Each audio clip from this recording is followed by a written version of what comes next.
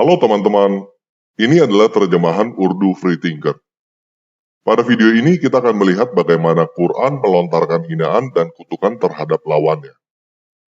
Muslim percaya bahwa Quran adalah perkataan Tuhan pencipta semesta alam yang maha bijaksana dan maha kuasa. Muslim juga percaya bahwa Quran adalah sebuah karya yang luar biasa indah, puitis, bijak, dan penuh pengetahuan. Bahkan Quran mengklaim dirinya sendiri sebagai buku pengetahuan dan kebijaksanaan. والقرآن الحكيم. Demi Al-Quran yang penuh hikmat. Tetapi yang mengejutkan adalah, ternyata Quran mempunyai sebuah pasal yang keseluruhan isinya adalah hinaan dan kutukan hanya kepada satu orang tertentu. Orang itu adalah Abu Lahab, paman Nabi Muhammad. Menurut tradisi Islam, Abu Lahab adalah seorang kritikus dan penentang keponakannya. Istrinya juga adalah penentang misi kenabian Muhammad. Pada suatu hari, Nabi Muhammad mendaki bukit dan memanggil sanak saudara dan sukunya. Mereka berkumpul di sisi bukit ketika mendengar panggilan Muhammad. Lalu Muhammad berkata kepada orang-orang itu, "Jika aku memberitahu kamu bahwa musuh akan menyerang kamu pada waktu pagi atau pada waktu sore, apakah kamu akan percaya kepadaku?" Orang-orang itu berkata, "Ya, kami akan percaya kepada kamu." Kemudian Muhammad berkata, "Aku adalah pemberi peringatan di hadapan kamu tentang hukuman yang mengerikan." Hal ini membuat Abu Lahab marah karena merasa waktunya terbuang sia-sia mendengarkan klaim kenabian keponakannya. Abu Lahab berkata dengan marah, "Semoga kamu binasa. Apakah hanya karena ini kamu mengumpulkan kami?" Walaupun tidak ada catatan bahwa Muhammad langsung merespon pamannya pada saat itu juga, tetapi menariknya, mendadak ada sebuah pasal Quran yang turun setelah kejadian ini untuk menanggapi hinaan Abu Lahab. Pasal ini adalah bab yang ke-111, surah Al-Lahab. Binasalah kedua tangan Abu Lahab dan benar-benar binasa dia. Tidaklah berguna baginya hartanya dan apa yang dia usahakan. Kelak dia akan masuk ke dalam api yang bergejolak, dalam kurung neraka, dan dalam kurung begitu pula istrinya, pembawa kayu bakar, dalam kurung penyebar fitnah. Di lehernya ada tali dari sabut yang dipintal. Pasal ini sangat gelap, kejam, dan sangat pribadi.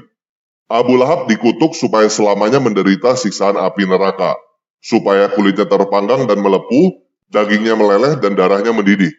Menurut Quran, setelah kulit terpanggang di neraka, maka kulit itu diperbarui lagi untuk siklus siksaan berikutnya. Ini adalah hukuman untuk Abu Lahab menurut Al-Quran. Istrinya juga dikutuk. Dia digambarkan dipaksa untuk membawa bahan bakar api yang menghanguskan suaminya sambil menggunakan tali duri atau serat yang dipelintir di lehernya. Benarkah ini perkataan Tuhan? Benarkah perkataan pencipta alam semesta yang maha bijaksana seperti ini? Apakah perkataan binasalah kedua tangan Abu Lahab terdengar seperti perkataan yang bijak?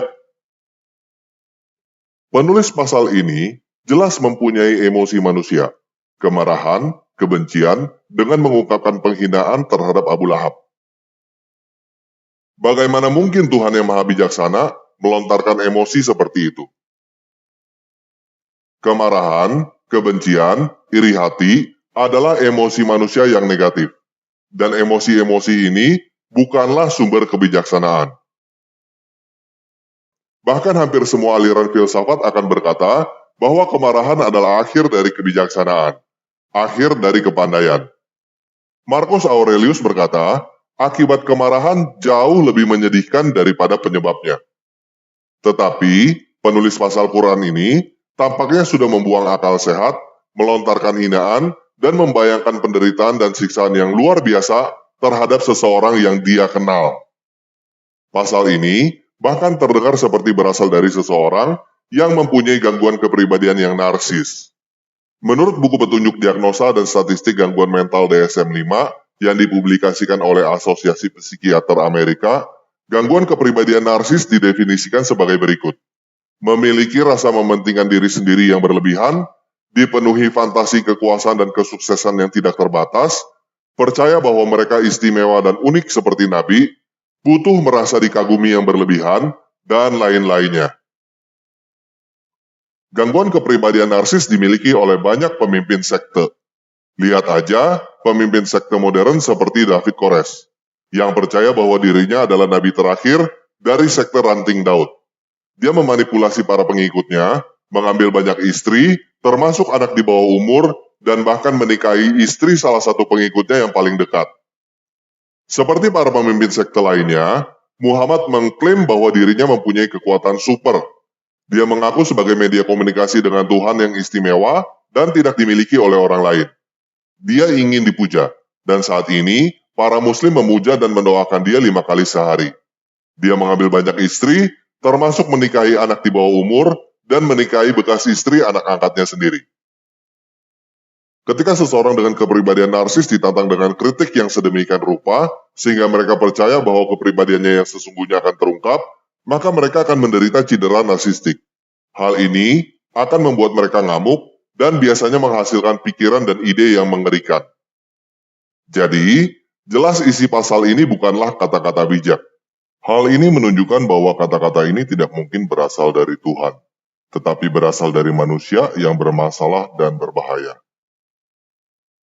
Kamu boleh percaya kepada Quran. Itu adalah pilihanmu dan aku menghormati itu. Tetapi ketahuilah bahwa Quran berisi kata-kata yang penuh emosi kebencian dan kemarahan manusia. Kata-kata yang sangat kasar untuk dikatakan kepada siapapun, apalagi kepada paman sendiri.